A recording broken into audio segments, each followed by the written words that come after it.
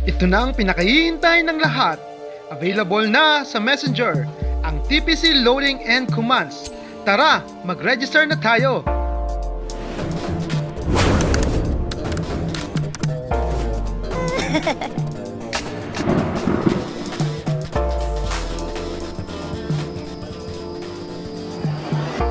Okay, ang gagawin po natin, kung kayo po ay wala pang Messenger app sa inyong cellphone, ay punta lamang po kayo sa Play Store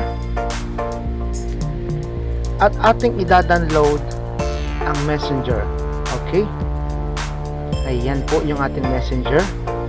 Ngayon, kung meron na rin naman po kayong Messenger application na install din sa inyong cellphone, ayan, pwede po tayong dumiretso dyan. Okay? So, open na po natin siya. Ayan na po yung ating Messenger. Ngayon, ang isa pa po natin kailangan ay dapat meron po tayong QR code scanner. So, ang QR code scanner po ay madadownload din po natin yan sa Google Play Store. So, ganito po yung QR code scanner. Ganyan po yung QR code scanner. Okay? So, ngayon ang susunod natin gagawin, kapag nabuksan na po natin ang ating QR code scanner, ay kailangan po natin i-scan ang QR code po ni Telepreneur.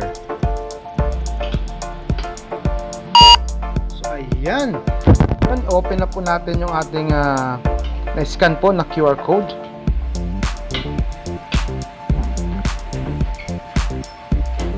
Gamit po yung ating Messenger application.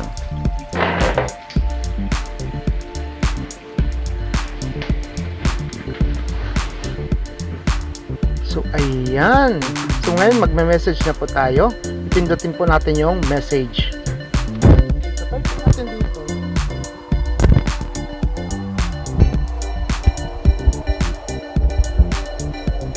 Pindutin yung send button. So, ayan guys, natanggap na po natin yung message po ni TPC via Messenger po. Ayan, na-link na po natin yung ating TPC.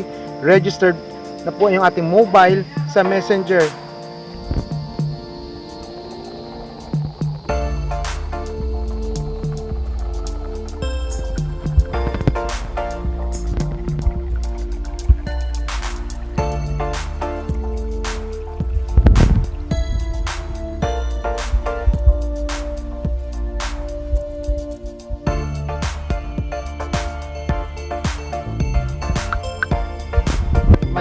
After po niyan, your messenger code has been sent to your mobile. So meron po tayong matatanggap na OTP code. Ayan po. Then itatype po natin ito ngayon. Ano? So kukupihin po natin yung OTP code.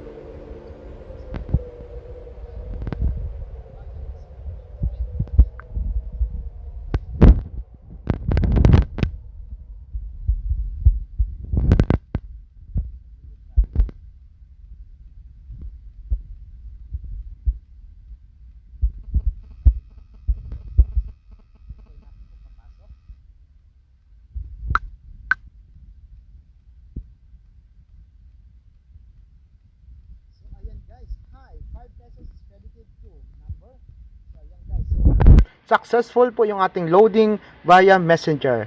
So yan, napakaganda po guys ng ating Messenger application na na-link na po siya kay Telepreneur. So kahit saan ka po sa mundo, basta po meron kayong data, meron kang internet, meron kang cellphone, pwede na po tayo mag-load. Kahit po yung ating account po ay nasa Pilipinas, pero tayo po ay OFW man dyan, ay pwede na po tayo makapag-load at ma-check din po yung ating account. Yan. Sana po may natutunan po kayo sa ating tutorial para sa araw na ito. Hanggang sa muli!